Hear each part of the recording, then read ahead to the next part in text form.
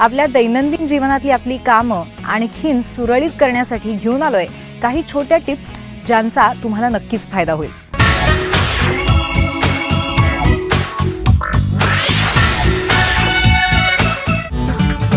बऱ्याचदा आपण कोणाच्या घरात गेल्यानंतर आपल्याला दुर्गंधी येते किंवा किचनमध्ये आपण बऱ्याचदा पदार्थ बनवण्यासाठी अनेक मसाल्यांचा वापर करतो।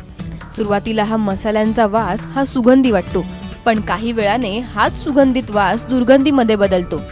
घरातला हा दुर्गंध घालवण्यासाठी आम्ही तुम्हाला काही घरगुती टिप्स सांगणार आहोत। संत्र्याच्या सालीचं पाणी, एका वाटीमध्ये 1 कप पाणी घ्या आणि ते पाणी मंद आचेवर गरम करा।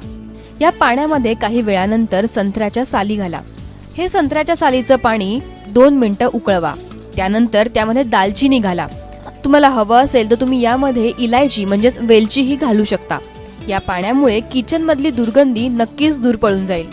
टोस्ट सुद्धा तुमच्या किचन मधली दुर्गंधी दूर करू शकतो। तुम्हाला ऐकल्यानंतर वेगळंच वाटत असेल, पण हे खरं आहे। टोस्टच्या वासाने किचन मधली दुर्गंधी नक्कीच दूर निघून जाते।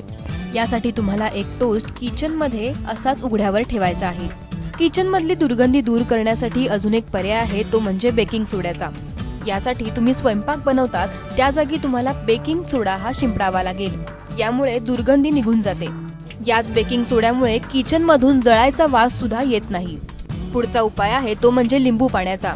तुमच्या फ्रीज मधून जर दुर्गंधी येत असेल तर लिंबू पाण्याने भरलेली वाटी तुम्ही फ्रीज मध्ये ठेवू शकता। यामुळे लगेचच तुमच्या फ्रीज मधली दुर्गंधी दूर होऊ शकते। सफरचंद फ्लेवरचं विनेगर तुमच्या किचन मधला धूर दूर करण्यासाठी उपयोगी ठरू शकतं। या विनेगरने किचन मधली दुर्गंधी सुद्धा दूर निघून जाते। घरातली फरशी पुसतेवेळी तुम्ही या विनेगरचे 2 थेंब पाण्यात घालू शकता आणि याच पाण्याने तुम्ही तुमच्या घरातला ओटा देखील साफ करू शकता। तर अशा प्रकारे तुम्ही तुमच्या किचन मधली दुर्गंधी अशा घरगुती उपायांनी नक्कीच दूर करू शकता। ब्युरो रिपोर्ट, एबीपी माझा।